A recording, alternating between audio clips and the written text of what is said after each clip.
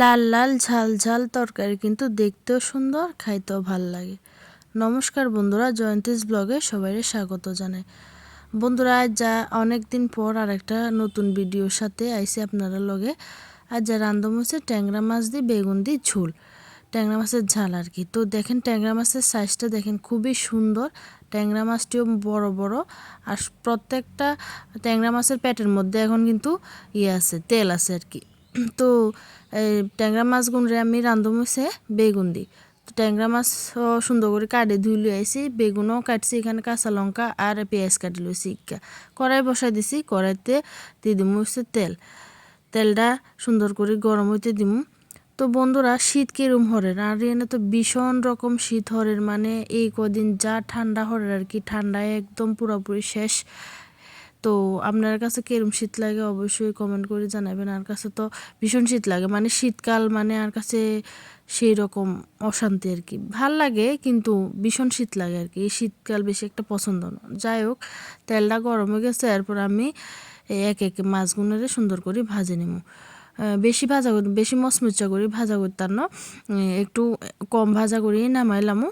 কারণ হচ্ছে বেশি মচমচা করি ভাজা করলে মনে করেন যেন মাছ ভাজি করলে খাইতে স্বাদ লাগে, কিন্তু এই তরকারি হলে একটু কম কম ভাজা করলে ভালো লাগে। এরপর মাছ ভাজা হয়ে গেছে, এই কড়াইতে আবার তেল দিই, পেঁয়াজ দিয়ে দিলাম, পেঁয়াজটা সুন্দর করে ভাজি, তারপরে মাছটা রান্না করুন। তো বন্ধুরা, যারা যারা ফেসবুক পেজটারে এখনও ফলো করেন না, একটু ফলো করে দিবেন, আর ইউটিউব চ্যানেলটারে একটু সাবস্ক্রাইব করে পাশে থাকবেন। দেখেন সুন্দর করে কাটি রাখা, এই কাটে ধুই রাখছি বেগুন আর হচ্ছে কাঁচা লঙ্কা এক লগে দিয়ে দিলাম, দিয়ে সুন্দর করে আবার লাড়াচাড়া দিয়ে নিয়ে এরপরে এনে দিয়ে দিলাম পরিমাণ মতো হলুদ আর লবণ, দিয়ে সুন্দর করে কষাই নিম। তো বন্ধুরা, বেগুন দিয়ে ট্যাংরা মাছের ঝোল আর খাইতে কার কার ভাল লাগে অবশ্যই কমেন্ট করে জানাবেন। আর তো সেরা লাগে, সেরা বেগুন দিয়ে ট্যাংরা মাছের একটু ঝাল ঝাল করে তরকারি রানলে ভাল লাগে। তো দিয়ে দিলাম হচ্ছে পরিমাণ মতো লঙ্কা গুঁড়া, আর দিয়ে দিলাম হচ্ছে জিরা গুঁড়া, দিয়ে আরও সুন্দর করে কষাই নেবো। বেগুন একটু লাল লাল লাল লাল করে ভাজা করে নেব। ভাজা করে নেওয়ার পর তারপরে এর মধ্যে দিয়ে দিলাম হচ্ছে পরিমাণ মতো জল, বেশি দিতাম না, অল্প পরিমাণ জল দিলাম। বেগুনটা আর মশলা সিদ্ধ হয়ে গেলে এরপরে দিয়ে দিলাম হচ্ছে ভাজে রাখা মাছগুন, ঝোল দেখেন সুন্দর করে ফুটে গেছে। এরপর দিয়ে দিলাম হচ্ছে ট্যাংরা মাছগুন, দিয়ে আরও কিছুক্ষণ ফুটাই নেবো। ধনিয়া পাতা একটু ঘরে শেষ হয়ে গেছিলো, নাহলে ধনিয়া পাতা দিলে কিন্তু আরও সেই রকম স্বাদ লাগে।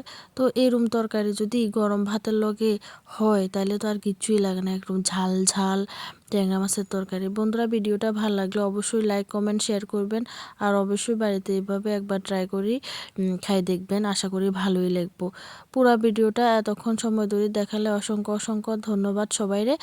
আর দেখাবো নতুন কোনো একটা ভিডিওর সঙ্গে। সবাই ভালো থাকবেন, সুস্থ থাকবেন।